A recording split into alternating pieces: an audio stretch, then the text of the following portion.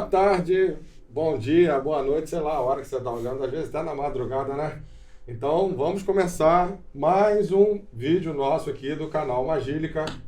Essa entrevista tá repetitivo isso, mas eu vou ter que falar. É muito especial para mim, porque meu nome é Marcos José Costa. A Cristine, que criou Magílica, é Cris da Costa. E a gente tem hoje aqui a presença do Geraldo Costa. Ele não é parente, mas é como se fosse, entende? Já que o sobrenome é o mesmo, e a gente tem a maior alegria de estar com ele aqui, porque ele foi muito importante no processo da revista do Crossover, porque ele fez a capa pra gente. Não só essa, como também fez a capa da 6ª temporada. E ficou mais bonita ainda, na minha opinião. Então, eu hoje trago para vocês aqui, num oferecimento aqui da Hyperion. Acesse lá hyperion.sgn.kytr.site e a banca do Marcelo e do Bernardo, que também vai vir novidades aí aqui no canal sobre eles, e a banca do Osni, lá no centro da cidade, tá bom? Que eles também estão vendendo o nosso crossover. Então, Geraldo, prazerzaço estar com você aqui, Prazer de também verdade. aqui. Eu conheci o Geraldo quando teve o Dia do Quadrinho Nacional, e ele fez uma apresentação que eu achei muito precisa sobre o quadrinho nacional. E hoje a gente está com ele aqui, vamos falar um pouco, ele pode contar como tudo começou. Eu gosto de saber, quando foi que você começou a desenhar? Quando foi que você percebeu aí? Então, desenhar todo mundo sempre desenhou. Algumas pessoas é que param, né? Eu sempre falo isso. A gente sempre desenha e depois de um tempo a gente para de desenhar. E tem aqueles que continuam desenhando, que sentem prazer de desenhar, né? De produzir. Eu fui um desses que continuei, né? E por influência da minha mãe, assim, sempre gostei muito de ler, né, de livro, essas coisas. Eu tinha um avô que também se chamava Geraldo Costa, né? E ele era cego. Então, quando eu era pequeno, eu cortava as tirinhas, né, do jornal, de quadrinhos, né? E ficava lendo, montava tudo numa folha e ficava lendo para ele, né? As tirinhas, explicava para ele. E ele foi assim, a minha companhia durante muito tempo, né? Então passava o dia inteiro com ele ouvindo rádio, eu fazendo a companhia com ele. E ele foi quando eu ainda era muito novo e sempre senti muita falta dele, né? Ele era tipo o patriarca ali da família, todo mundo respeitava ele e tal.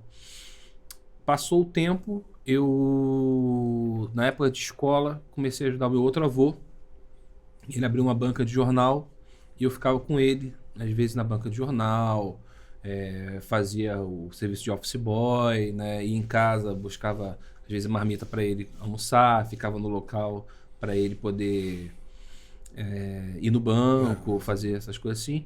E, poxa, né, assim, banca de jornal na época só vendia mesmo assim, domingo, sábado, durante a semana, ficava um tempo até meio ocioso assim, durante a tarde, então eu ficava lendo tudo quanto era quadrinho que tinha lá, né, e deixava eu ler, os quadrinhos não vinham embalados como muitos hoje vêm, né, então eu lia, aí comecei Turma da Mônica, Disney, e foi quando eu comecei a ler meus primeiros quadrinhos de super-heróis já um pouco mais tarde, com uns 10 anos, assim, né? Geralmente você pega o super-herói mais cedo, mas eu peguei com uns 10 anos. E foi numa época em que o quadrinho deu uma virada, porque você tinha muitos quadrinhos ainda que era colorido em gráfica, né? Então tinha aquela cor chapada, muito saturada. E naquela época eles começaram a usar software, né? Foi quando eles começaram a colorir com Photoshop e tal. E aí tinha um artista português chamado Joe Madureira, que eu comecei a seguir os trabalhos dele, né? Hoje meu estilo é um pouco bem diferente do dele, né? Mas o próprio traço dele misturava um pouco de quadrinho americano, ocidental, com quadrinho oriental e um pouco de cartoon às vezes. E tinha essa pegada de coloração digital.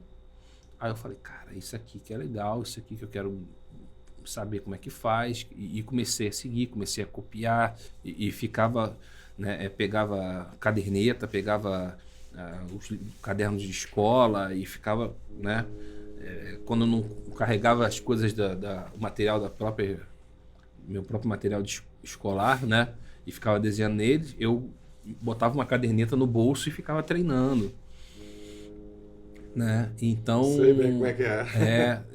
aí na hora da aula eu ficava lá e fazia no caderno, fazia quadrinhos, né, com personagens que eu inventava lá na hora. E meus amigos viam, falavam, cara, que legal, esse aqui, essa história. Aí depois vinham me perguntar o que aconteceu, o que vai fazer, Olha entendeu? só, já. Aí a minha família sempre fala assim, poxa, esse cara aí tá no mundo da lua, tá, o negócio é largar esse negócio de desenho que não dá em nada e tal.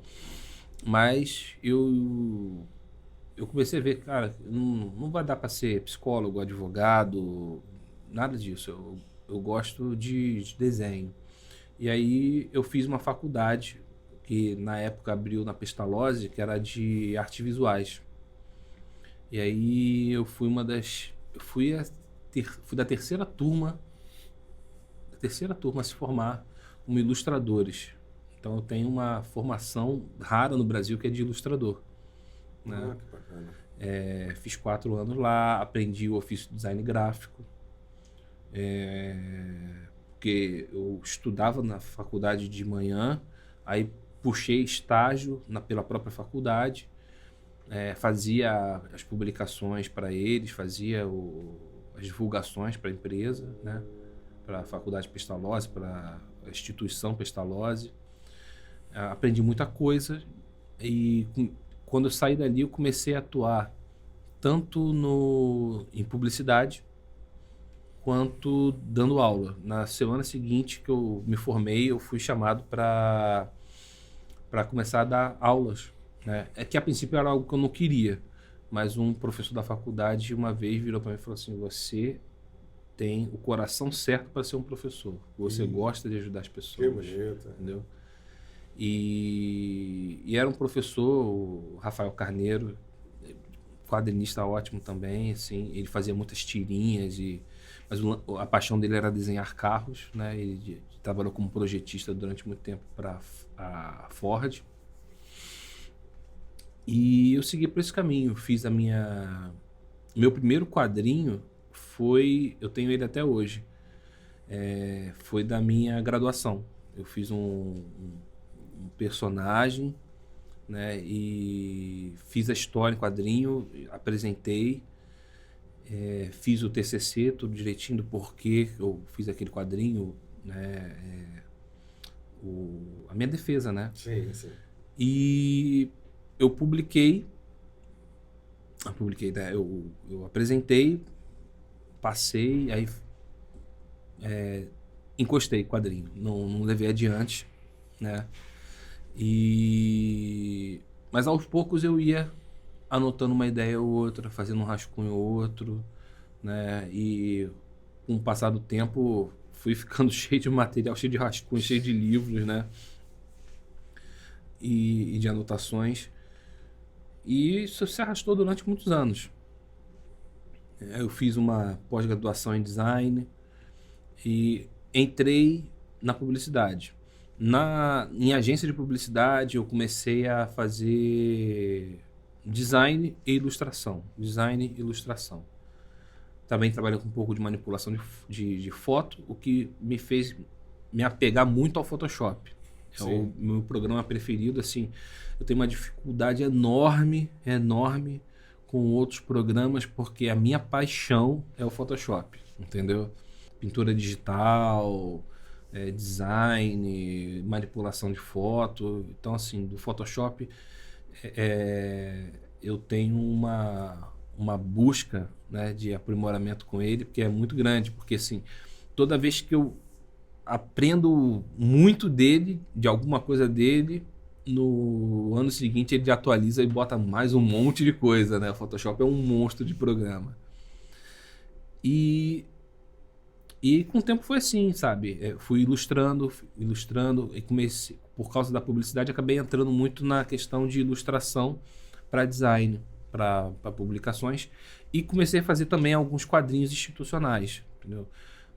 O pessoal pedia personagens, pedia quadrinhos para o Dia do Meio Ambiente, reciclagem da água, pedia às vezes infográficos. Eu sempre gostei dessa área de design editorial, né? Porque eu sempre fui fanático pelo quadrinho, né?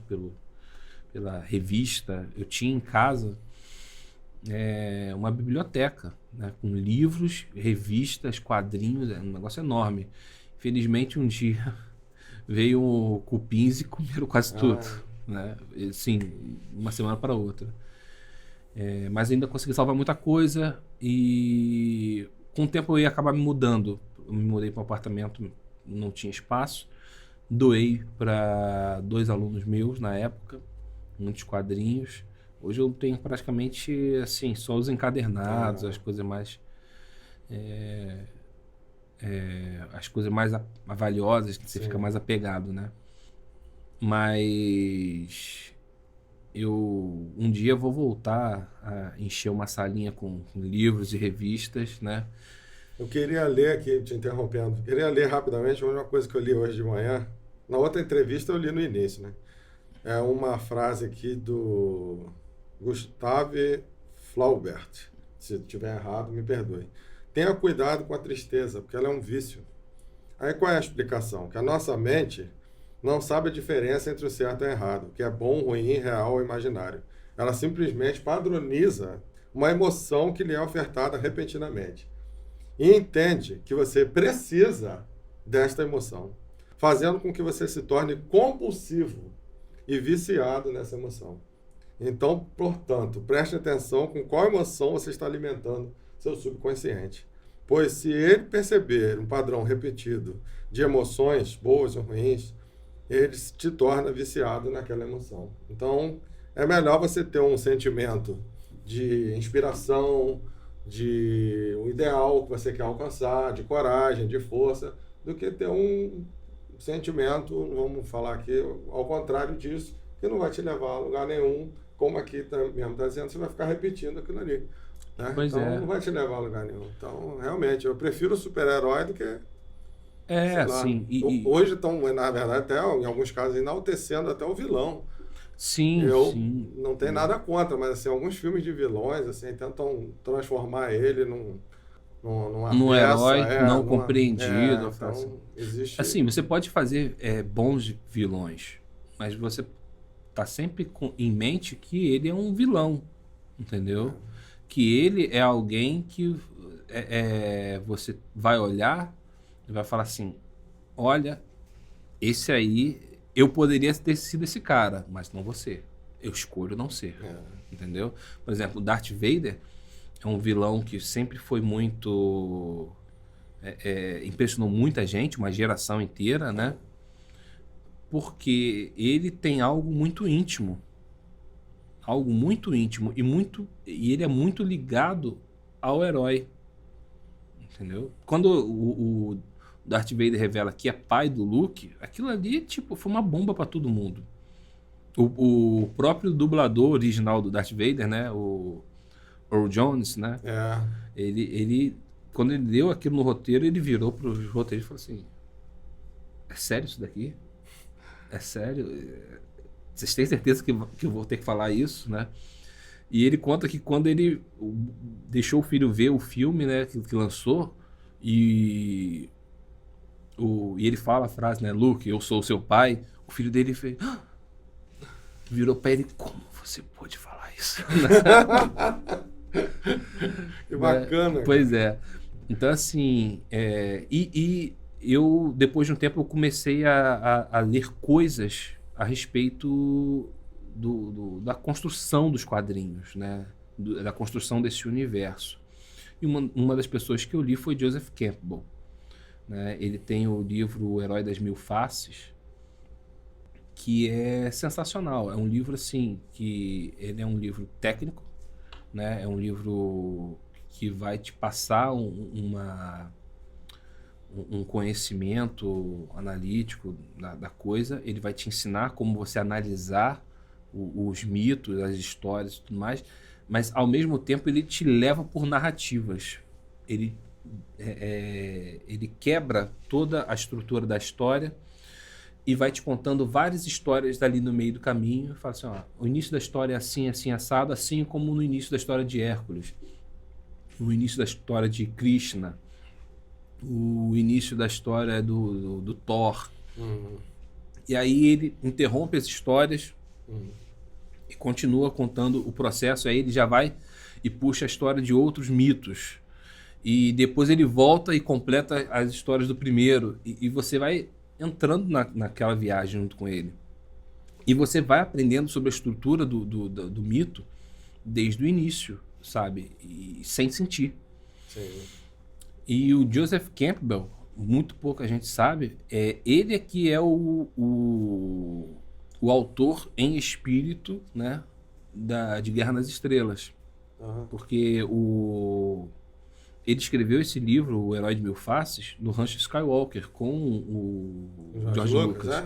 E ele orientou o George Lucas a fazer muitas coisas ali dentro do escopo, né, de Guerra nas Estrelas. Muita gente fala assim, porque a primeira trilogia foi muito boa, ela é muito superior, muito acima da segunda trilogia. Né? Aquela de 2000. Por quê? Porque ele tinha ali um patrono, que era Joseph Campbell, que entendia do mito. Né? Então, essa é uma palavra até que está meio mal usada hoje em dia, é um mito. Mito, quando você fala, qualquer pessoa é um mito, ou quando você fala de mito parece que é uma mentira, né? Mas o mito, ele é uma verdade, né? Antológica, interior, né, de cada um de nós. E é aquilo que quando você... É uma história que quando você ouve, você entra nela e você aprende a lição vivendo o que aquela pessoa, aquele personagem viveu. Tanto é que você vê Sócrates, ele estava ensinando lá o povo, né? E de repente ele interrompia o discurso dele e entrava em um mito. Ele contava aquele mito e as pessoas, né, aprendiam através do exemplo, da vivência, porque elas se deixavam levar por aquelas histórias. Jesus ensinava por parábolas, né? Por parábolas. Então, assim, ele estava muito bem pregando, de repente vinha uma história. Os filósofos orientais, eles ensinavam através de muitas histórias. E então, você vive muitas vidas quando você ouve e vê histórias. Entendeu? E eu percebi isso. Comecei a estudar muito esse assunto, me interessei muito por isso, e porque eu tive uma experiência quando criança de ler um livro do Monteiro Lobato, né? Eu gostava muito de ler O Sítio do Pica-Pau Amarelo, e ele tinha uma história dos 12 Trabalhos de Hércules, né? Uma versão dele, dos 12 Trabalhos de Hércules. E enquanto eu estava lendo as histórias de Hércules, eu senti isso. Eu não era o Hércules. O Hércules era alguém muito diferente de mim, entendeu? O Hércules era um semideus. Eu era só um moleque, entendeu? Mas eu vivi cada luta dele. Eu vivi o drama dele, né? Eu vivi o motivo dele estar ali fazendo aquelas... né, aqueles trabalhos mortais e viver aquela experiência, né?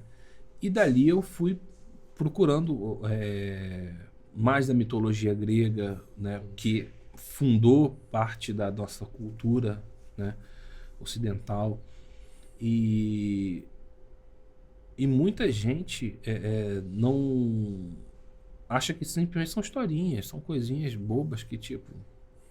Né? Mas você vê, por exemplo, Freud, ele fundou, né, uma teoria da psicologia baseada na história de Édipo, do rei Édipo. né? Que é uma história maravilhosa, belíssima, entendeu? E que infelizmente ele mesmo se pegou um detalhe muito pequeno, né? Que ele fala do complexo édipico, né? De que é você anular o seu pai e se apaixonar pela sua mãe, quando na verdade a história do Édipo é muito mais grandiosa do que isso, entendeu? Isso aí foi um detalhe ali da tragédia grega. E o final, quando eu conheci o final de verdade, né, que ele... Vou dar um spoiler, mas, gente, essa história tem mais de 2000 anos, então você está errado se você não souber a história do Édipo. Leiam, né? Pega um livro, vai atrás, né? Então, assim... se interessa. Né, ele era rei, ele se tornou, né, um grande imperador, ele caiu em desgraça justamente por causa desse envolvimento, por descobrir que matou o pai, e descobrir que casou com a mãe, né? Jocasta. Matou o pai dele, o Laio, que era um homem violento, bruto, né? Que tentou matar ele quando era criança. E ele enlouqueceu e virou mendigo. Se autoflagelou, furou os próprios olhos com o broche da mãe, né? Da Jocasta, que é a mãe, a esposa dele. E se exilou nas terras de Teseu, do rei Teseu, né? E nos últimos dias de vida o rei Teseu foi andando com ele pela floresta, que era uma floresta proibida, onde os deuses desciam na terra. E ele falou assim: Teseu, eu preciso que você vá comigo porque esses são meus últimos momentos, né, de vida, né? E Teseu tinha muito respeito por ele, porque era um rei e conhecia a história de vida dele. Foi andando com ele e ele foi vendo que uma procissão de pessoas foram seguindo eles, né? Até o momento em que ele morreu e o Teseu percebeu que aquelas pessoas que seguiam eles, na verdade, eram os próprios deuses. Né? E Teseu vira e fala assim: poxa, mas esse homem, ele teve uma tragédia de vida muito grande e não foi culpa dele. Ele entrou numa história que já era muito complicada. E muita gente enganou ele, muita gente mentiu ele. E vocês não estiveram com ele em nenhum momento. E agora que ele morreu, em desgraça, na miséria, vocês estão aqui. E aí Zeus fala com ele assim: olha, é porque, embora ele tenha sofrido muito na vida, ele nunca se voltou contra nós. Ele assumiu a responsabilidade de todo o erro dele. Apesar de todos os erros dos outros, ele só olhou para a parte que competia a ele. Ele podia fazer diferente e ele não fez. Então, ele viveu, ele pagou pelo preço dele e morreu com honra. E é por causa disso que eu estou aqui hoje, para honrar um semelhante. E aí ele tomou o Édipo para morar com os deuses no Olimpo. Entendeu? Então, assim, se as pessoas conhecessem uma história dessa, hoje, elas teriam uma outra cabeça. Você não pode ouvir isso e permanecer o mesmo, entendeu? Depois que você tem uma experiência de conhecer uma história dessa, sabe? E isso é passado para nós de diversas formas, né, que a gente chama cultura nerd, cultura pop. Poxa, desculpa, mas O Senhor dos Anéis não é coisa de nerd. Se você lê aquilo ali, você fala assim, cara,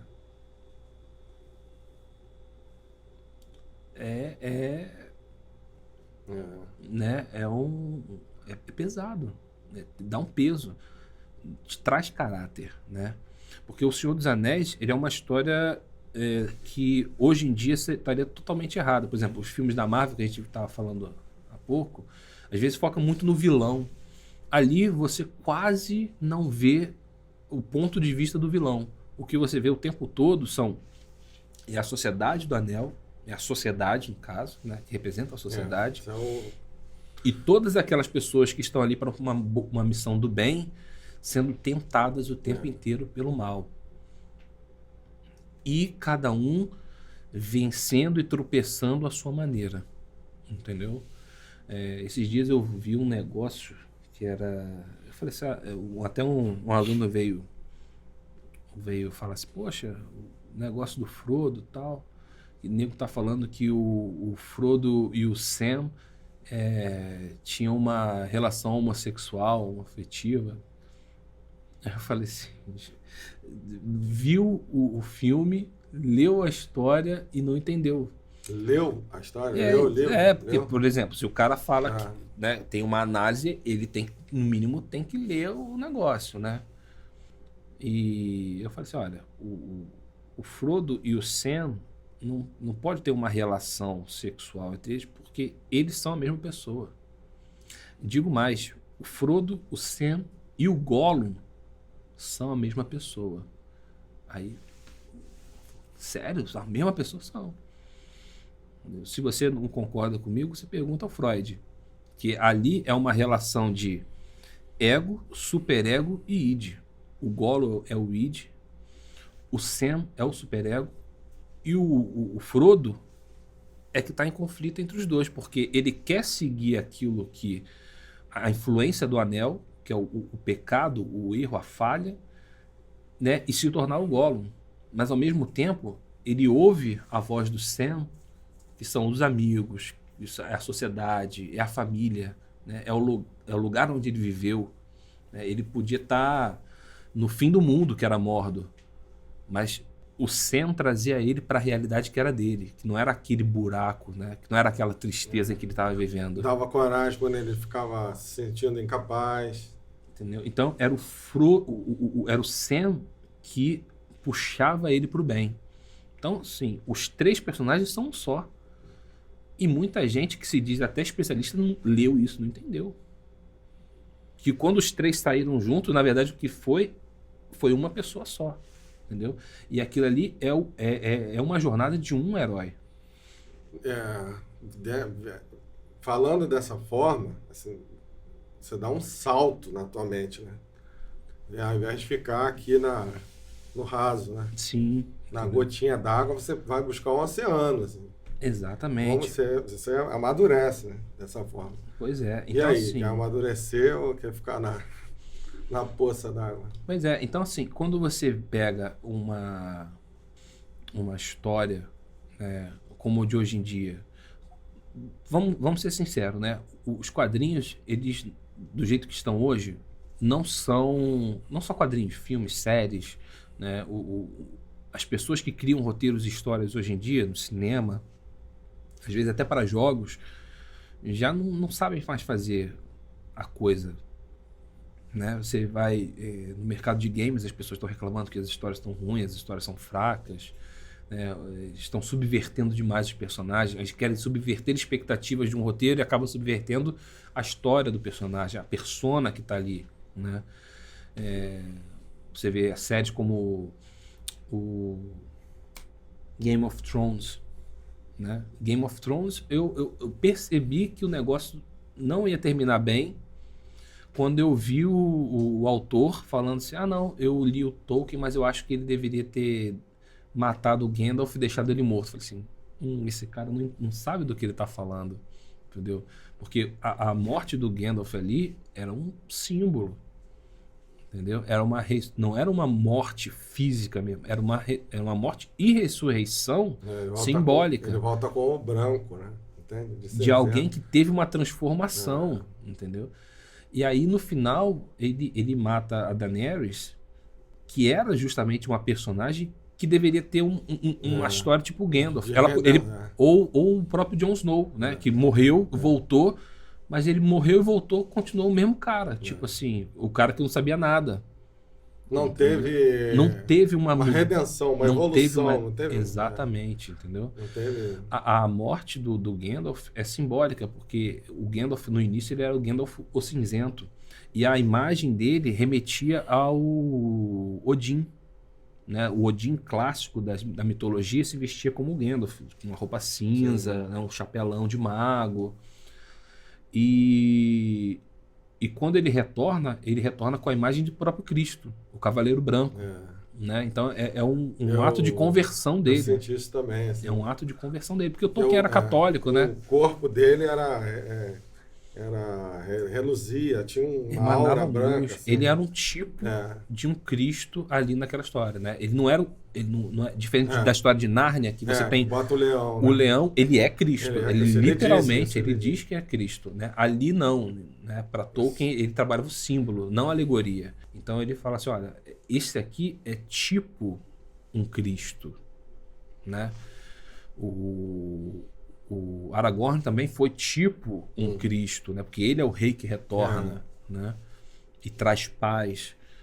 Então, essa abordagem já foi totalmente esquecida por uma abordagem direta, de mata personagem e subverte expectativa. E são coisas que não tem conteúdo. Que se você vê 3 vezes, você já perdeu a graça. Tipo, mais um personagem que morreu. Mais tem histórias que mais uma cena de sexo, mais uma cena de nudez, entendeu? Mais uma cena de pura violência e brutalidade. Cara, é legal. Eu gosto de ver o Exterminador do Futuro, o Predador, entendeu? Gosto né?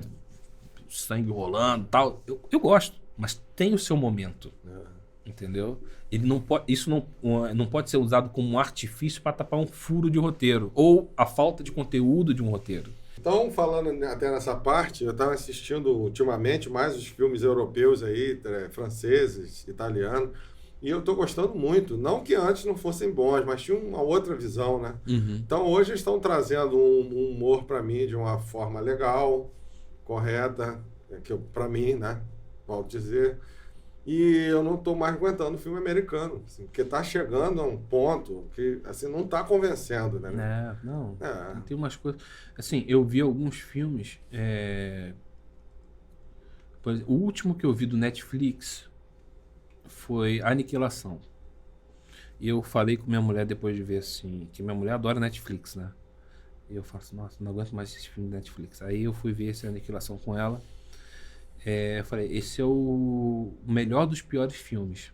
Ela falou assim, tipo, esse filme é ruim. Eu falei, não, ele é péssimo, horroroso. Mas ele é o melhor dos piores, porque ele tem toda uma estrutura que seria muito bom. Mas eles não souberam contar a história. Eles não contaram a história, entendeu? Tipo, você fica meio perdido dentro de conceitos abstratos demais, vagos demais, não entregam alguma coisa e fica um final em aberto que você faz o seu critério ali de escolha para o que aconteceu ou não. E depois eu vi o livro e algumas coisas do livro, muitas coisas do livro não estavam ali, mas assim, tinha uma história legal. A Aniquilação é uma história que ele conta a história de um meteoro que cai na Terra e ele cria uma distorção da realidade. Essa distorção da realidade, se você parar para prestar atenção na história, você começa a ver elementos de fantasia, né? É um crocodilo que vira uma coisa meio dragão, é um urso que vira alguma coisa meio homem-besta, né? As plantas começam a ter forma mais humana, os humanos começam a se transformar em plantas, né? Então você começa a pegar elementos assim, tipo, opa, uma fada, um dragão, um lobisomem, né? Florestas de sal, o sal cria árvores assim, né? Um metamorfo que é meio alienígena, e você fala assim, eu peguei e falei assim, pô, bacana esse conceito, mas não foi apresentado, foi mostrado, e uma história que passou em paralelo, que não entrou naquilo ali, entendeu? E não aproveitou, sabe? E aí no final fica aquela coisa muito aberta, não sei se é porque a pessoa ou não sabe fazer a história, não sabe contar a história, ou a pessoa não sabe, não tem coragem de botar a ideia dela ali para valer e fala assim, não, olha, eu quero botar a ideia de que isso aconteceu e que aquilo aconteceu, blá, blá, blá, blá. Então fica tudo muito em aberto, muito vago, e você fica, né? Tinha uma história há muito tempo, um filme que era em espanhol, depois o Tom Cruise participou do filme da refilmagem americana dele, Vanilla Sky. Ah, sim. Em que é um filme ótimo e que deixa o final em aberto. Mas ele conta toda a história e no final ele deixa em aberto. Tem um porquê, né? Tem um porquê. E você fica fica impactado, né? Depois teve um filme Efeito Borboleta também, que ele te deixa impactado, porque você não sabe muito bem o que aconteceu, o que podia acontecer, o que era, o que não era. Você fala assim, cara, realidade... Ele tira o chão debaixo do seu pé. Mas Te provoca a pensar, né? Mas ele te conta a história.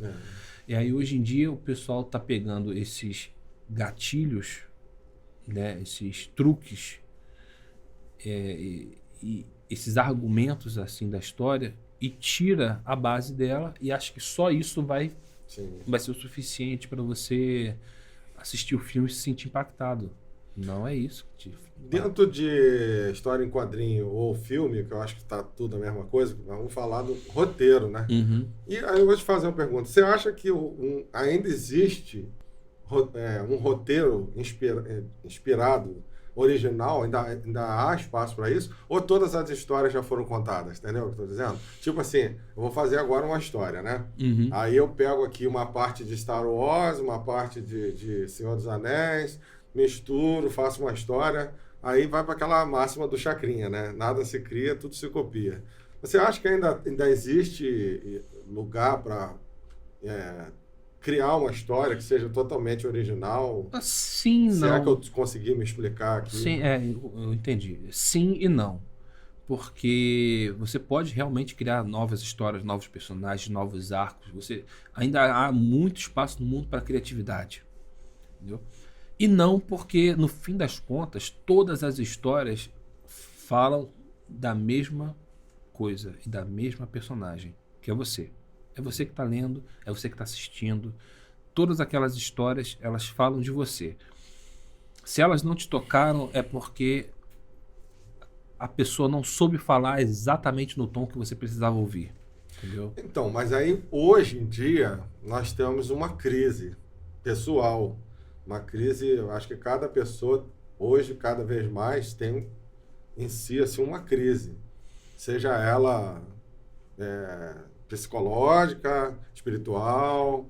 E aí eu conto uma história que eu acho que aquilo ali vai realmente tocar. Como você falou aí do Frodo, do Sam e do Gollum. Do Gollum, né? Sméagol. Porque o nome dele era Sméagol, mas depois virou Gollum. Então, assim, por exemplo, a ponto de as pessoas perceberem isso, com certeza, quem estiver assistindo aí, eu vou até colocar isso lá depois, provocar as pessoas. Já podem até escrever aí suas opiniões. Vocês também concordam com isso? Né? Que o Frodo, na verdade, ali, ele estava com o Sam e o Gollum, e os três eram a mesma pessoa, nessa forma, né, como foi colocado. Simbólico, gente, não é assim, tipo, olha, eles eram uma maluquice do Frodo, não. Os três existiam, eram pessoas distintas, mas simbolicamente, para a narrativa, eles representavam uma mesma pessoa. Porque abre a mente da gente para uma coisa muito boa, como eu falei, entre uma pocinha d'água e um oceano, saiu um oceano, você fala, caramba, eu também, né? Até para parar para pensar, poxa, essa pessoa na minha vida, ela significa o meu apoio até. É a pessoa que está me botando para frente, e às vezes eu não estou percebendo, né? Porque às vezes você para analisar, você fala assim... Eu falo com muitos jovens que eu dou orientação, que eu dou dicas, eu falo com eles, eu falo assim, olha, os seus pais, né, eles vão, as pessoas que te criam, né, porque muitas vezes não é um pai, é um avô, é um tio, as pessoas que te criaram, elas vão passar dessa vida, mas vão continuar com você, e vão continuar dentro de você, na sua mente, entendeu? Porque é a voz delas que você vai ouvir quando você estiver numa situação complicada da sua vida mais à frente.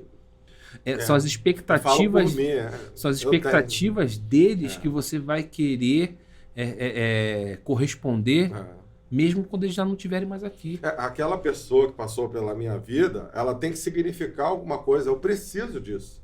é uma forma de eu mantê-la eterna. Sim. Não imortal, mas eterna. Entendeu? Ela será assim, eterna dentro de mim. E esses valores eu vou passar para os meus descendentes e assim vai. Exatamente. Olha a riqueza disso aí. O Renato Russo falou isso naquela música Pais e Filhos, né? Quando ele fala assim, você culpa seus pais por tudo e isso é um absurdo. São crianças como você, o que você vai ser quando você crescer. Né? Mas voltando, roteiro. Você acha que ainda existe? Tem. É porque assim, as pessoas não estão... Elas se afastaram muito das estruturas do roteiro. Das estruturas aristotélicas de se contar histórias, o mito. Eles olham para esse tipo de coisa e falam assim, isso é coisa antiga, isso aí é clichê. Poxa, você falar que a estrutura de uma história é clichê, né, é a mesma coisa que você falar assim, não, usar notas musicais para fazer para compor uma música é clichê. É ultrapassado. É ultrapassado, isso aí é coisa do... Bar... né? O que ele tem a acrescentar, entendeu? Nossa, então, assim, e tem, você vê hoje em dia pessoas que fazem músicas que não tem som nenhum. Grita, batida, é um negócio e você não aguenta ouvir aquilo, entendeu? Se a sua esposa, dica aqui, se a sua esposa está grávida, e tem gente aqui que está ouvindo, bota a música de bar pro neném ouvir, porque já tem o neném ali. E você vai ver a maravilha que você está dando de presente pro seu filho mais tarde. É maravilhoso. Não, o meu filho, eu boto ele para... Amplia a capacidade cerebral. Sempre boto ele para ouvir música clássica, porque ele se acalma, ele se concentra, é diferente, entendeu? Eu, particularmente, vou dizer para você, se me falar assim, o que você acha da música clássica no contexto, eu falo assim, olha, eu sou apreciador, eu não entendo, eu só usufruo daquilo ali, entendeu? Então, te faz bem? Me faz bem. É algo que soma, né, a minha vida. E eu transmito isso para minha mulher, para o meu filho. A gente tem um momento que a gente se une para ouvir uma música, para ler um livro, para ver uma história. Quando vejo televisão com meu filho, eu sento lá dele, eu explico as histórias para fora, assim, tá vendo? Olha isso, olha aquilo. Falta hoje também um pouco de participação dos pais, né? Não só a nossa geração, mas as anteriores, dos nossos pais também, não tinham essa prática de entrar no novo com o filho. Né? Minha mãe falava quadrinho, para de ler esse negócio e tal. E minha avó falava videogame, para de... Não, pode jogar, pode ver, mas ela precisa da orientação do pai, ver televisão, entendeu? Usar a internet, tudo na vida, a criança vai precisar da orientação do pai, mas sem você substituir os passos da criança. Né? Você tem que deixar a criança trilhar o caminho dele, mas orientar. E quando você ensina, que esse é o processo de ensino, né? Você faz com que a criança se sinta grata por você ter vivido junto com ela. Entendeu? E aí você permanece na vida dela, mesmo depois que você partir, mesmo que você esteja distante, entendeu? Um pai pode se alongar do filho, a mãe pode se alongar do filho, porque ela sabe que eles vão continuar dentro do coração do filho dessa forma, entendeu? Eu tive professores da qual eu nunca conheci, que eu li livros deles, vi palestras, vi aulas, né? E me ensinaram a ler uma história. O que é ler uma história? Por que aquela história te toca? Por que aquele conteúdo, né? Aquele personagem te atrai? Entendeu? Lee Campbell e Jung, um professor que me ensinou muita coisa sobre como fazer uma leitura correta de um texto foi o professor José Moni Nasser. Ele tinha um trabalho de análise de grandes obras da literatura que ele lia com os alunos. Ele lia e falava assim, tá vendo isso daqui? Tinha uma aula expositiva, né? Esse trecho aqui ele escreveu por causa disso, isso simboliza isso. E Você fala, mas ele estava dizendo para os alunos o que aquilo era, mas ele estava mostrando a verdade que estava ali por baixo. Ele está fazendo uma exposição detalhada do que estava acontecendo ali. Por que o escritor escreveu aquilo, por que o escritor falou aquilo ali. Uma das aulas que eu vi com ele, que virou minha mente, foi Moby Dick, né, que é uma história super difícil de ler, né, tem quadrinhos até, porque é um livro que a maior parte dele é como você procurar baleias, pescar baleias, limpar baleias, cozinhar baleia, né? Porque é a história de um garoto que entra num navio baleeiro, né? Mas ali no meio de toda essa rotina do navio baleeiro, você vê uma história muito cheia de significado, entendeu?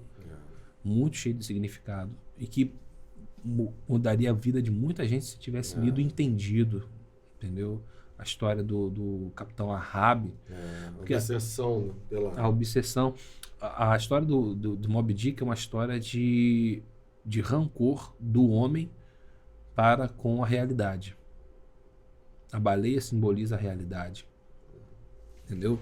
E o Capitão Ahab é uma pessoa que subverte, perverte tudo porque ele não aceita o que aconteceu com ele, que perdeu um navio, perdeu uma perna, entendeu? Então ele arrasta várias outras pessoas para um fim trágico porque ele não aceita a realidade que se impõe, né? Não só a ele, mas a todos, entendeu? No cenário que nós estamos vivendo, era bom dar esse livro para muita gente, mas aqui a gente não fala de política, então... Meu Deus do céu. Então, assim, para você criar um roteiro, você tem que ter em mente o que você vai falar e que você vai falar para outras pessoas. Você tem que procurar atingir o humano que está lá do outro lado, entendeu?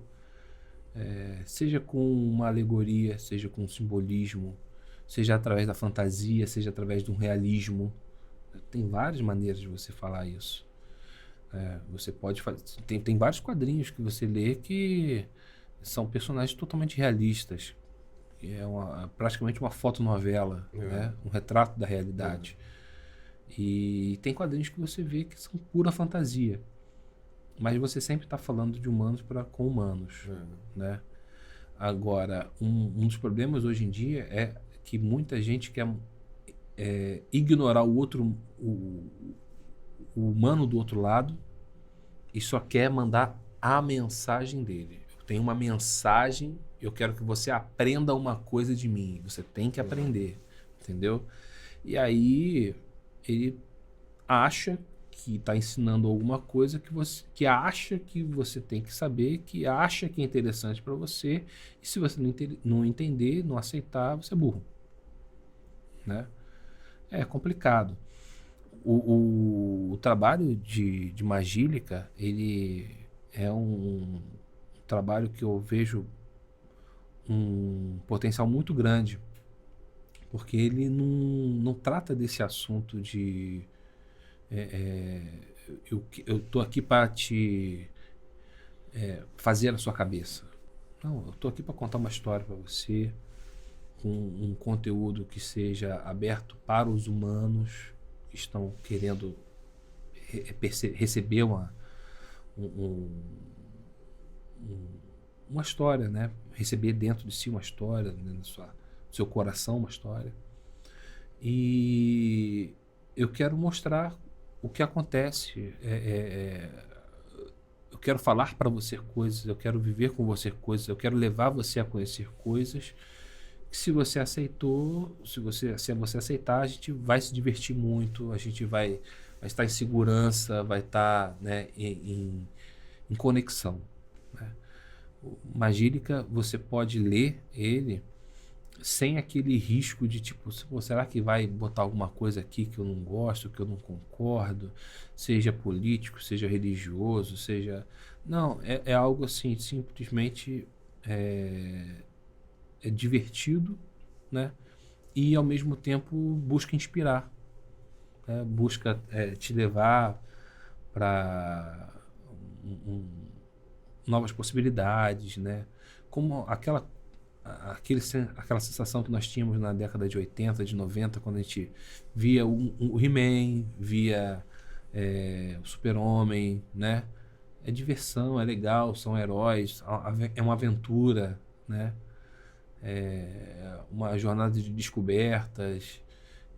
E a mensagem era uma mensagem de humano para humano, não era de alguém superior para alguém incapaz, alguém que não compreende as coisas, alguém que precisa ter sua mente mudada, entendeu? Era uma pessoa conversando com outra.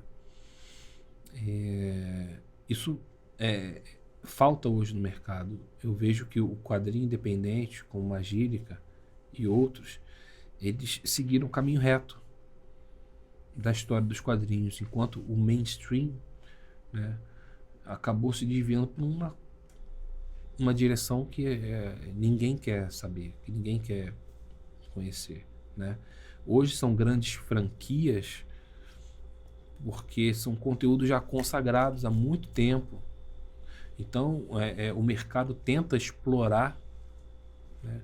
Porque assim, o quadrinho ele é complicado de você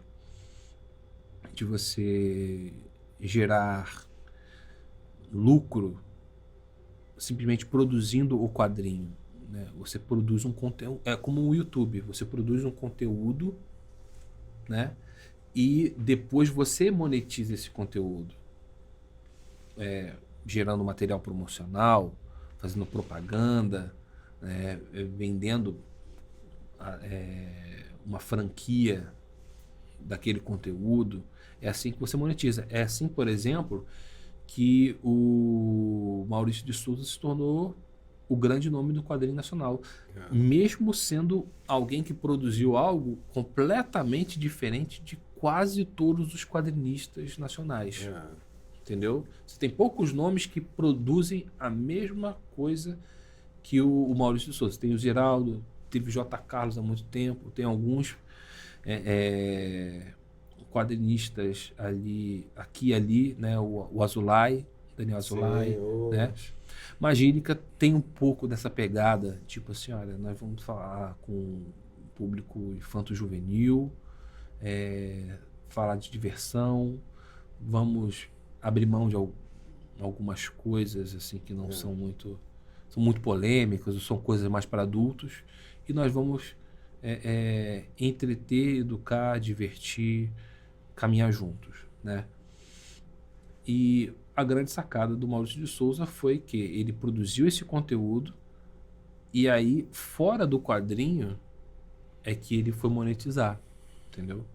Eu comecei a estender meus olhos para esse mercado de franquia por causa disso. Como você monetiza, como você faz dinheiro com aquele personagem, né?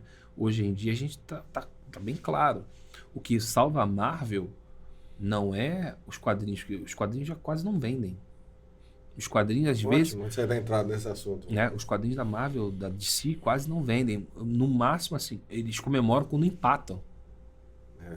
Quando eles não saem no prejuízo. Comparado com o que era anos 80, então... Mas assim, que era uma febre e tal. Mas mesmo assim, essas empresas ganharam muito dinheiro através da franquia. Eles criam um conteúdo, criam uma marca, uma patente, e depois faz a concessão dessa franquia para uma empresa gerar um jogo, uma empresa fazer bonecos, para uma empresa fazer de tudo. Você vê, o Maurício de Souza, ele já botou os personagens dele em molho de tomate, né? Você lembra do Jotalhão, que era o símbolo da acho que é Pomarola, né? De alguma marca de tomate, de molho de tomate, né? Fralda, nuggets, roupa, parque, né? Foi assim que ele foi ganhando dinheiro, porque ele gerou um conteúdo e depois ele foi vendendo, associando os personagens dele a produtos, né? No Brasil, a gente teve um ataque muito grande ao mercado de criação intelectual, de quadrinhos, principalmente para crianças, né, animação, porque fizeram leis que proibiam as pessoas de comercializar com personagens ou conteúdo para criança, porque era uma maneira de influenciar o consumismo. Por isso que, por exemplo, você viu que os programas que passavam desenho de manhã sumiram. Substituíram por programa de moda, programa policial. Eu não sei nem que Fátima Bernardes que tipo de programa, programa de auditório, né, de entrevista. Entrevista. Né? Pessoal, por que a TV Globinho sumiu? Porque você não pode mais fazer propaganda para criança. Por exemplo, vou citar aqui uma empresa que venda brinquedos. Não assim, pode. Não vamos falar marca. Não podia. Agora está começando a voltar e você começa a ver algumas coisas. Mas você não podia. Então, para que eu vou botar um desenho para as crianças verem se eu não posso botar uma marca de brinquedo, né? Então, assim, mas vai influenciar o consumismo, tem criança que não consegue. Então, cara, mas assim, isso aí sempre teve, entendeu? A criança ela pode querer coisas que sempre vai querer coisas que não estão ao alcance dela. Se perguntar pro meu filho o que ele vai querer um trator. Um de verdade, entendeu? De verdade, não um brinquedo. Né? Então, assim,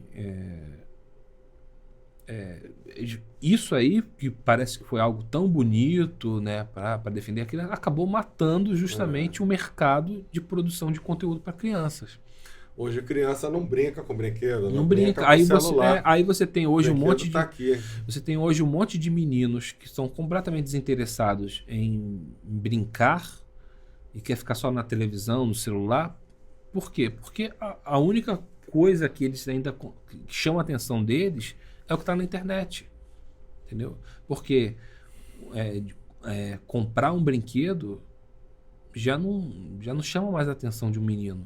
Um boneco. Eu lembro que na minha época era G.I. Joe, tinha o G.I. Joe, sim, entendeu? Sim. Não, hoje não pode, porque tem uma arma.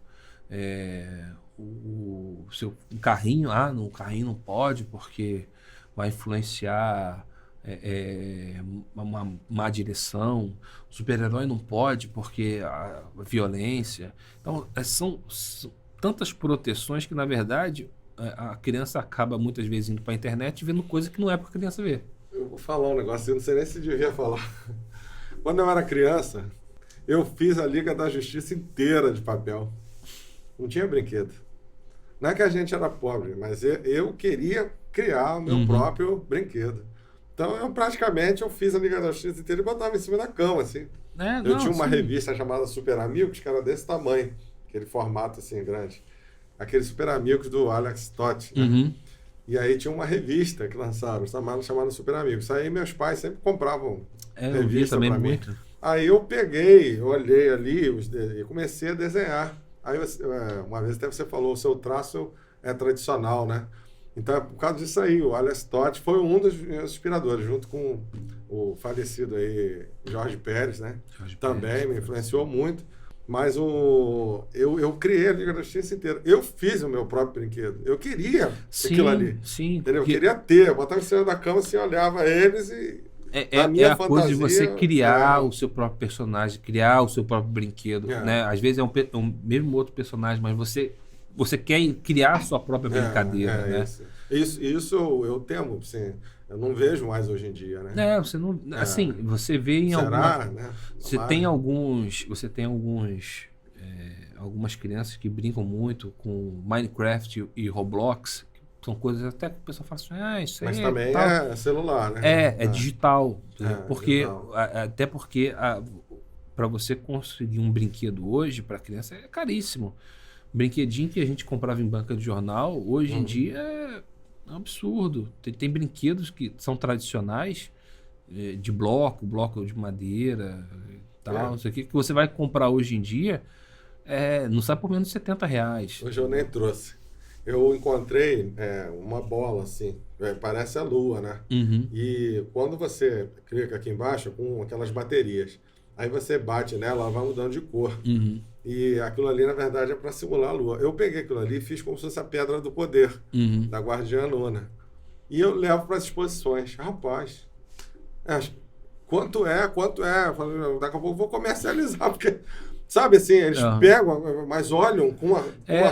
Hoje em dia, você ter algo físico nas mãos é algo muito elitizado. Um brinquedo mesmo é muito elitizado. A gente teve um evento aí final de semana, aí a Cristine, quando a gente foi numa exposição lá na Barra, eles personalizavam a varinha. Era o pessoal do Harry Potter, mas você escolhia a sua varinha. Pois não era do Harry Potter, não era da Hermione, era você que queria. E ela personalizou uma da Luna, a varinha, né? E aí eu levo também a varinha e pego essa pedra do poder, né? Boto ela na cor roxa ou lilás. E toco aqui, assim, com o dedo, vou fazendo com a varinha. Você tem que ver como eles olham. Eu não pensei que iam ter tanta surpresa. Falei, olha só. As crianças foram afastadas da realidade. Que isso, de meter a mão, ó, sabe? Tocar, eu vou fazer desse jeito. De uma experiência real. Uma experiência real. Elas foram afastadas dessa experiência real. Por conta de, não, vamos defender do consumismo, da realidade, do mundo mal e tal. Aí a criança, olha, eu sou alienado mesmo, vivo dentro dessa gaiola, por favor, não abra a porta da gaiola, porque eu não quero fugir. Entendeu? Nossa, preocupante. E aí depois fica, o que aconteceu com meu filho, tal, né? Foi influenciado por fulano de tal, por Beltrano. Na verdade, não viveu ainda, né? Eu fui num evento, aí a gente criou um marca-texto, né? Aí eu dei para uma menina, ela falou assim, o que é isso? Aí eu expliquei, ó, peguei a revista, você bota aqui, né? Mas eu não tenho livro em casa. Você não, jura? Você não tem um livrinho de historinha, não sei o quê? Não, tio, não tenho. Eu não sei se ela estava brincando, mas isso me assustou. Cara, é muito complicado. Compre um livro para o seu filho, compre uma Magílica, ou não compre o que você gosta. Dê alguma coisa para ele pintar lá, desenhar, né? Tão bom, né? Tem um contato com o real. Tem criança que não tem contato com outras crianças, não tem contato com animais, não pisa o pé no chão, entendeu? Então, assim, isso é complicado demais. O mundo está sendo alienado dos seres humanos. E os humanos estão sendo alienados uns dos outros. Já está tendo uma campanha, tipo assim, o ser humano não presta. Não presta, sim. Tem muita coisa que podemos fazer. Não, sim, podemos. Você quer ver uma coisa? O Marvel, né, que é o grande expoente dos super-heróis hoje em dia. Quantas pessoas saíram do cinema falando que o Thanos estava certo? Mas sabe que na época dos X-Men, eu trabalhava lá no Rio. Muita gente dizia que o Magneto estava certo. Uma menina falou isso pra mim. Tem uma camiseta que é tipo uma camiseta do Che Guevara, assim, né? Aquele stencil, só que é a cara do Magneto, o capacete do Magneto, escrito Magneto estava certo. E tem uma história até que é muito engraçada, que é foi num arco em que o Ciclope se tornou do mal. Foi aliciado pelo Magneto e ele se torna um terrorista. Se bem que hoje em dia todos os X-Men são terroristas. Não é a Era do Apocalipse, não, né? Não. Foi dentro da cronologia canon. Caramba. Porque o Ciclope é o soldadinho, né? É o perfeitinho, né? O super-homem dos X-Men. E então, assim, ele foi aliciado pelo Magneto, se tornou um terrorista. Hoje em dia todos os X-Men são terroristas mesmo, entendeu? Não, eu parei de ler. Depois de um tempo eu falei, não dá. Assim, e aí teve um momento, tem um diálogo dele com o Wolverine, que ele tá preso, o Wolverine prende ele.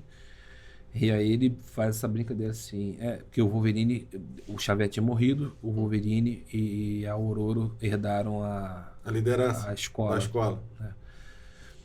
E aí o Ciclope vira para ele e fala assim, você me prendeu, você me condenou, você acha que eu estou errado, mas um dia um dos seus alunos vai entrar pela sua linda escolinha com uma camiseta escrito Ciclope estava certo. Entendeu? Porque... E hoje você vê que todos os X-Men eles têm essa pegada. Tipo assim, vamos matar os humanos, vamos acabar com uma supremacia mutante, entendeu? Não foi isso que Stan Lee escreveu na década de 60. Foi, nossa, mãe. Eles eram os caras que salvavam a humanidade que odiava eles. Ou seja, um sacrifício vicário. Eu sou Né? admirador do Martin Luther King. Quando o Stan Lee criou o professor Xavier, ele pensou no Martin Luther King. No Martin Luther E o é uma Magneto no Malcolm X. Isso. E, na verdade, ele queria dizer Ele misturou um pouco dos dois isso. ali Ele ia fazer os dois extremos, né? Para levar as pessoas a pensarem. Parece que hoje em dia as pessoas não querem pensar. Não, eles fizeram recentemente, lançaram nos Estados Unidos uma série chamada X-Men Green, né? Que eram mutantes que matavam pessoas comuns porque julgavam que essas pessoas estavam cometendo crime ambiental. Não, sério? Já tem isso, essa linha agora? Entrava numa loja e matava o dono da loja porque ele encontrou um saco plástico da loja dele no mar e estava matando os animais do mar. Aí chegava numa construção, ameaçava os trabalhadores lá que estavam fazendo uma tubulação de gás. Fala, isso aí vai poluir o planeta, se vocês não forem embora agora, a gente mata todos vocês. Não estou reconhecendo, não. Eu não estou reconhecendo. Então, não, porque eu sou eu acompanhei aquela parte da Madeleine Pryor, né? Até aí tinha o X Factor, aí depois veio essa saga aí da Era do Apocalipse, que mudou tudo, né, tal. Eu gostava muito da Era do Apocalipse. Né? Eu gostei muito da Era do Apocalipse, da saga Massacre, né? Massacre também, mas Massacre também, eu também no final já achei que estava um pouco, mas tá bom, vamos ler, eu li, mas ali eu já comecei a cansar. Porque as mudanças não aconteceram de uma hora para outra. Não. Um garoto veio conversar comigo sobre aquela polêmica que teve do Superman. Né, do filho do Superman, e aí um cara reclamou do filho do Superman e cancelaram, perdeu o emprego, saiu do time que ele jogava e tal. Aí ele virou pra mim e falou assim, o que você acha desse negócio aí, dessa história? Eu falei, cara, eu sei que você vai achar estranho o que eu vou te dizer, mas eu acho que é o caminho que tinha que seguir mesmo. Mas é sério? Poxa, o Super-Homem tão conservador? Eu falei, não. O Super-Homem pré-crise era conservador. Ele simbolizava a América. O Super-Homem de hoje em dia, que já em histórias de quadrinhos falava, não, eu voto nos democratas, eu sou a favor da esquerda, tal, não sei o quê. Ele abriu mão dos ideais conservadores americanos, que eram dos pais dele, saiu da cidade do interior, foi para a cidade grande, se tornou jornalista, casou com uma ganhadora do prêmio Pulitzer e se tornou um cosmopolita, amigo de alguns milionários, inimigo de outros milionários, né? Então, assim, ele é um democrata, ele é um americano padrão hoje, que vota pelo democrata, que vota no Obama, que vota no Biden, que vota no Clinton, que quer mudanças. Então, ele ter um filho gay, que é fã de K-pop, você está contando simplesmente a história de qualquer um cara aí que era fã de quadrinhos na década de 90 e que hoje tem uma família, filhos. Gostei. É a história do americano padrão, entendeu? Seria então, inevitável, né? Não tem julgamento aqui. Não estou falando de julgamento, assim, que ele está errado. Uma linha. E com isso, eu vejo muita gente, às vezes, defendendo, não, porque os quadrinhos são conservadores. Cara, os quadrinhos já não são conservadores há muito tempo. Entendeu? O Alan Moore nunca foi o conservador. E escrevia histórias maravilhosas. V de Vingança. Eu acho maravilhoso. Quase que unânime, assim, as pessoas gostam do material dele. Entendeu? Tinha V de Vingança. Tinha muita coisa. O negócio... V de Vingança então é polêmico demais, seria polêmico. V de Vingança. E aí a gente lia na boa. Eu li na boa, entendi. Sim. E pronto, então, assim, o filme tambtambém, gostei. Eu não estou aqui fazendo... esses caras destruíram, esses caras... Não é esquerda ou direita, nada disso não. O que eu estou dizendo é que a gente tinha um conteúdo que estava em fase em transformação, entendeu? E a gente não percebia. Hoje a gente olha em retrospecto para trás e fala assim, Algo foi se transformando. E a gente chega hoje numa situação em que tá muito estranho, porque já não é mais um lado ou outro, é algo que não tem uma forma definida. É algo que você que é absurdo, entendeu? Por exemplo, heróis matando pessoas comuns. Essa por do motivos Green banais, aí, entendeu? eu tô até com interrogação na cabeça. Nunca tinha visto isso e para mim não consegue fazer sentido. Não, volto a dizer, não tô julgando. Se você né? pegar a Mas história dos X-Men, matar não é solução. os X-Men hoje estão numa fase extremamente, eles são praticamente vilões. Eles são praticamente vilões, supremacistas, não mais, entendeu? E assim, eles durante muito tempo eles advogaram contra as diferenças raciais, né? Depois contra as diferenças sexuais, né? E eles sempre tiveram à frente do seu tempo, trazendo questões polêmicas. E hoje eles são irreconhecíveis. Você olha para eles, eles vivem num país próprio. Eles... Genosha? Foram para Genosha? Não, eles agora estão numa outra... Genosha. Não, é Krakoa agora. E Krakoa não era aquela ilha mutante, né? Eles vivem em Krakoa, eles têm um culto estranho lá, que os caras morrem de ressurreição, estrada os caras de volta. Quem tá junto com eles? Magneto, Apocalipse, Holocausto, Dente de Sabre, que são os caras mais genocidas da história da Marvel, entendeu? O Professor Xavier se mostrou um vilão, até com alguns ares meio que deixa pra lá, né? Se mostrou um vilão o tempo todo, esse era um master plan dele, entendeu? E agora eles ameaçam e chantagiam outras nações. Entendeu? Uma ameaça, então. Assim, eles viraram terroristas, entendeu? Então, assim... Aí você olha pros X-Men e fala, cara, não reconheço mais, entendeu? Você olha para as histórias e fala assim, qual o propósito disso? Aquilo que eu falei lá no início, né? Quando eu peguei a história, eu falei assim, cara... O que tem de super-heróico nisso aqui? O que tem de superior nisso daqui? Entendeu? Vamos apostar no Magílica. Pois é. Entendeu? Assim, então, nos Estados Unidos já tem um movimento muito grande para criação independente de quadrinhos, né? E, por outro lado, por fanbases, né, e fandoms, há um movimento contrário a isso, porque... né, querem se manter debaixo da asa das grandes corporações, porque tem valores econômicos, interesses pessoais e tudo mais. Mas claro isso. Mas as pessoas estão deixando de comprar das grandes corporações para comprar independente, porque você vê um personagem que te agrada. E assim, cara, há uma renovação. Eu acredito que em breve vai haver uma renovação muito grande. Você vê que a DC, ela chegou, ela já está batendo no fundo. Né? A Warner agora foi comprada pela Discovery. E eles estão cancelando um monte de séries, estão refazendo muita coisa. E eles estão começando a falar assim, olha, vamos voltar a falar diretamente com o público.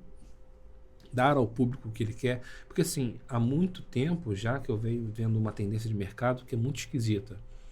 Que é não atender o que o cliente quer e ensinar o que ele tem que querer. Forçar ele. Nossa, entendeu? Tá muito bom. Começou... Isso aí foi muito importante que você está falando. Muito disso começou com... Traduziu as nossas ansiedades. Com o Steve Jobs, que ele chegava que ele não tinha consumidores, ele tinha fãs do Mac. Então, se ele falasse assim, vou lançar o iPhone. Mas o iPhone você tem que comprar porque é assim. Ele vendia uma tendência, ele vendia um conceito. E as pessoas compravam não o produto, o conceito. Então todas as empresas olharam para isso e falaram assim, opa, bacana. Que aí eu posso produzir o que eu quiser e eu forço o cara a comprar. Só que nem todo mundo é o Steve Jobs, né? E nem todo mundo tem um produto que é um Apple, né? Então, as empresas estão indo muito para esse caminho de produzir aquilo que eles querem e enfiar a goela abaixo do público. Isso é em qualquer área. Qualquer área. Serviços, produtos, entretenimento, televisão, tudo. E o público tá falando assim, brother, isso aí, saco. Isso aí tá ruim. E aí começa a vir a internet com pessoas diferentes fazendo coisas tipo assim, um orçamento muito mais baixo, só que muito mais interessante.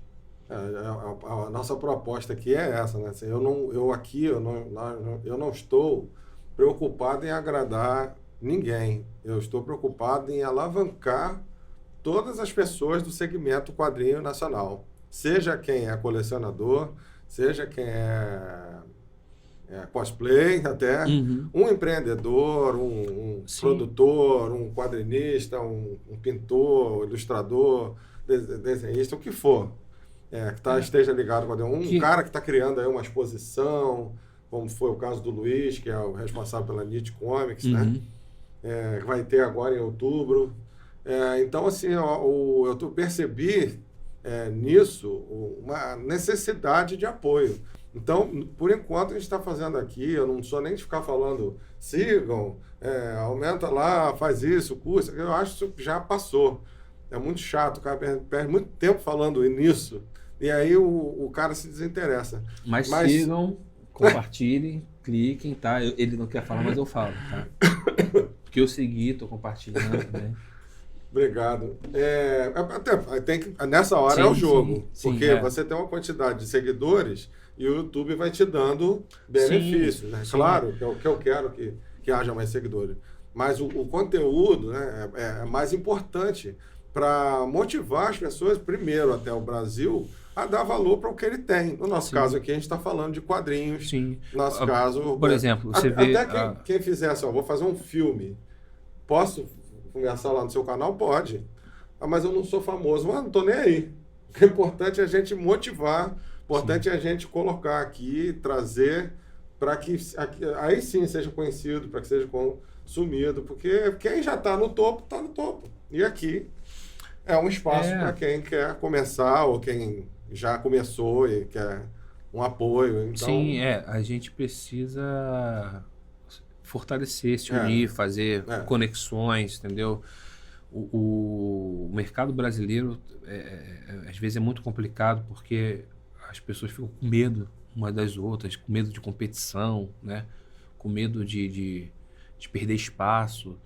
E quando na verdade, quando você se junta, se une e às vezes até favorece o surgimento de concorrentes, você está favorecendo o seu mercado e você está ganhando com isso, né?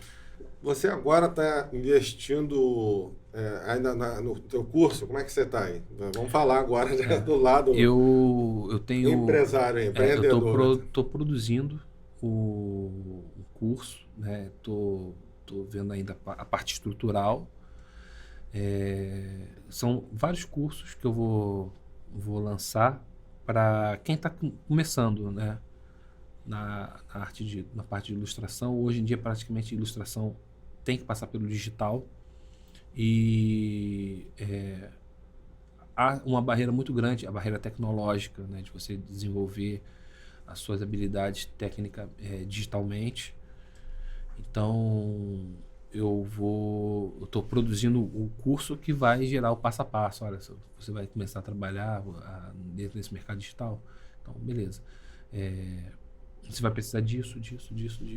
Você precisa de saber tais programas e depois de saber dos programas você precisa de tais técnicas para você desenvolver suas artes. Você precisa de tal conhecimento, né? Porque são várias etapas diferentes e há muita promessa e pouca entrega, entendeu?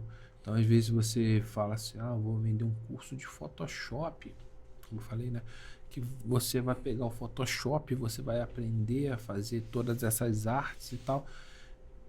E não é assim. O Photoshop é uma etapa disso. Você vai precisar saber desenhar, que são as técnicas de desenho. Você depois precisa saber as técnicas de composição. Se você vai querer fazer uma ilustração, uma capa ou um concept art, é uma coisa. Se você quer fazer uma história em quadrinho inteira, você tem que aprender técnicas de roteiro, entendeu? Então, Interessante. são todas essas coisas que você tem que saber e aquilo que você não precisa aprender. Porque muitas vezes você vai num curso, aprenda o pacote Adobe. Só que, para você fazer arte, você não precisa, por exemplo, saber InDesign. Ou, assim, tem gente que usa o Illustrator para desenhar, para ilustrar, tem. Mas pro quadrinho é pouco usual. Então, tipo, é mais fácil você aprender Photoshop, focar no essencial do Photoshop, que nem tudo do Photoshop você precisa aprender também. Sim. Entendeu? Porque o Photoshop é muita coisa. O Photoshop hoje você consegue editar até pequenos vídeos. Para que você vai aprender isso? A não ser que você queira fazer animação. Aí beleza, a animação você aprende, o Photoshop, o Premiere, um After Effects, né? Então, sim, eu quero fazer um curso que poupe o seu tempo e te dê as informações certas, né? E aí, a gente está em fase de construção desse curso para orientar, né? Os jovens que estão aí meio perdidos para entrar nesse mercado, que é um mercado com algumas complicações muito grandes para o brasileiro, por um motivo muito simples. Não é a grande barreira econômica ou a oportunidade ou o salário ou o apoio. A grande dificuldade do jovem que quer entrar nesse mercado é que a maioria não sabe falar inglês. A barreira da língua. Porque tem muito conteúdo que você pode conseguir até gratuitamente em inglês, entendeu? Muitas pessoas que você pode entrar em contato e que vão te ensinar muita coisa, vão te orientar nesse mercado, mas elas falam inglês. E muitas oportunidades acontecendo pelo mundo inteiro e que se você souber inglês você consegue pegar. Você consegue trabalhar de casa. Boas dicas aqui, hein? Entendeu? Então, assim... Você que está começando, tem um personagem, quer fazer um quadrinho... Aprenda inglês. Você pode amanhã até pegar as suas histórias e traduzir para inglês. Não é difícil. Eu já pensei nisso aqui. Entendeu? Já pensei. Não é difícil. Traduzir para outras línguas, inglês, um espanhol, um italiano, né? Você pode traduzir tudo pela internet e depois botar alguém para fazer a correção, porque o texto de quadrinho não é lá grande, não é muito extensivo, então você pode traduzir alguma expressão aqui e ali, pedir uma correção de alguém que saiba a língua, entendeu? Às vezes uma pessoa só sabe 2, 3 línguas, tem isso também, então e se comunicar com o mercado lá fora, porque principalmente se você conseguir oportunidades de mercado lá fora, você não precisa nem sair do país, você ganha bem com o salário lá de fora, se bem que agora na pandemia, né, houve uma mudança muito grande porque muita gente passou a trabalhar home-based, né? E as empresas americanas falam assim, já que eu vou dar dinheiro, né? Americanas, inglesas, né? O estrangeiro, já que eu vou dar dinheiro para a pessoa trabalhar em casa, por que eu não dou dinheiro para o cara que está lá no Brasil, lá no Uruguai, né? Que vai... e aí ele, em vez de pagar o cara com o salário americano, ele está pagando os caras com o salário brasileiro, com o piso brasileiro, né? Mas ainda assim é bom, melhor do que você ficar caçando oportunidade como ilustrador e quando você vai pegar uma vaga de ilustrador, o cara te pede Photoshop, Illustrator, InDesign, edição de vídeo, web design, criação de conteúdo para a internet e 3D. Aí você fala assim, mas eu só queria fazer um desenho e tal, eu tenho que saber tudo isso. É porque o cara quer contratar alguém que sabe fazer tudo. Entendeu? Geraldo, tem mais alguma coisa que de repente você queira falar, tocar aí? Ah, o que gostaria de falar é, de novo, curta, comente, compartilha, porque Magílica tem que E pelo que a gente viu aqui, é ler muito, ler muito. aprender o inglês, né? Sim. Porque a técnica e tudo mais, você já nasceu com ela, né? Já vejo isso. Você só vai aprimorar, você vai melhorar.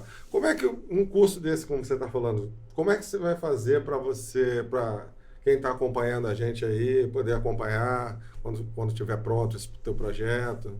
Então, Redes sociais. tenho feito curso, vai ser um curso sobre plataforma digital, que ainda ainda estou definindo qual que vai ser. E depois vou fazer o lançamento digital mesmo, para facilitar, né? Para ser um valor acessível para o grande público. Mas né? eu digo assim, de acompanhar você, o que é Dark Age mesmo? Sim, vai ser pelo meu canal pessoal. Fala aí pra gente. Dark Age Studio, que é o Tem meu ponto? Instagram. Não lembrei agora.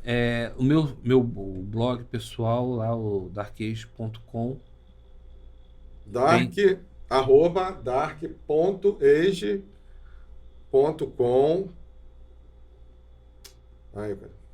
Não, .com é o site. @darkage, dark.age.studio. Esse é o Instagram dele. E o site é? darkagestudio.com. Lá tem meus trabalhos, minhas ilustrações que já vem fazendo já há algum tempo. Tem muita coisa nova para ser postada, né? E depois disso eu vou dar início ao meu trabalho, que o pessoal mesmo, que eu já estou há um bom tempo, né? Fazendo anotações, fazendo coisas aqui e roteirizando tudo. E aí eu vou lançar depois que esses cursos estiverem prontos aí também, até para divulgar, fazer uma mídia. Beleza. Vai estar tudo lá. Geraldo, tá, vamos encerrando por aqui. Finalmente, vou te entregar a edição. Com a arte aqui, dá licença, da arte aqui que ele fez, Geraldo Costa, tá? A gente é muito grato por isso. Essa é a primeira das artes que eu fiz para o Magílica, porque vão ter outras. Estendeu a mão e estendeu a segunda aí. Mas na terceira a gente precisa conversar, né? Para mim, poder contribuir já é muita coisa, porque... Poxa vida, isso é uma honra isso. Para muitos jovens, né, não existem essas oportunidades, não surgem essas oportunidades. Eu não tive, eu tive que cavar muita coisa. Eu entendo. Tive sorte de encontrar bons professores que me ensinaram, que tiveram paciência, que me orientaram. Mas a maioria das pessoas não veio ao mundo para te influenciar, para te ajudar a nada, né? A gente vem para... Quando a gente encontra pessoas assim, é muito importante. Eu tive num evento, quando eu conversei sobre o Magílica, a menina começou a chorar. E a amiga dela abraçando ela, eu fiquei assim, ela comprou a revista, e eu perguntei, tá tudo bem? Tá, continuou chorando. Aí eu fiquei... porque... Sabe assim, então, sabe lá o coração... Pessoas, né?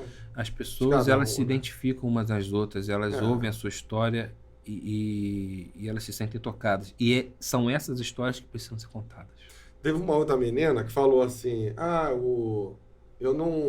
eu tenho uma história pronta, eu tenho um desenho pronto, mas eu não vou publicar porque eu fico com medo das pessoas não gostarem. Aí a amiga dela que estava do lado falou assim, mas eu gosto do seu desenho. E aí eu completei, falei assim, olha, isso aqui que você está fazendo, seu produto, é como um jardim. Então você tem ali as flores que alguém vai vir, vai fotografar e vai admirar e vai gostar. Outros vão dizer que não. Mas não presta atenção nisso, só cuida das plantas. Faz a flor, que é o quadrinho, aparecer, né? E ali, quem gostar, gostou. Quem não gostar, paciência. Exatamente. Não se preocupa com isso.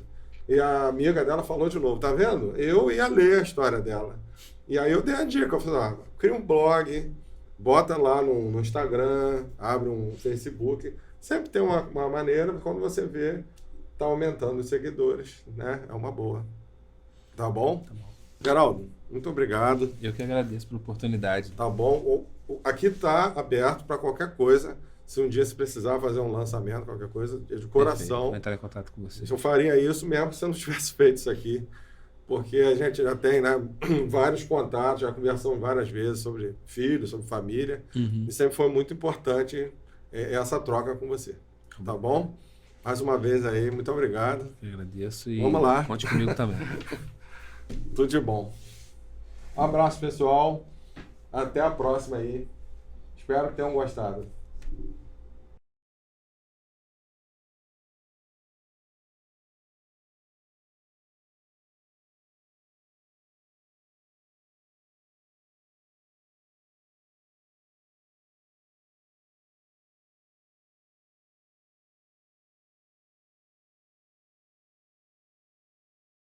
Olá, olá, olá, aqui é o Diego. Eu estou fazendo esse vídeo aqui para poder divulgar a campanha de financiamento coletivo do meu próximo livro, o Neo Gallone Remaster. Ele é um livro que ele é um jogo também, um jogo de RPG, e para que ele seja impresso a gente precisa da sua ajuda. Eu vou deixar um link aqui embaixo onde você pode acessar e você pode colaborar me ajudando a tornar esse projeto realidade. Com qualquer valor a partir de R$10, você já me ajuda na produção desse livro e vai receber uma cópia dele também, seja ela digital ou física. Então clica aqui no link aqui, me ajuda nessa jornada e compartilha também com outras pessoas esse vídeo, uma pessoa conhecida que vai se interessar por esse tipo de conteúdo ou que queira nos ajudar a produzir esse livro. Valeu!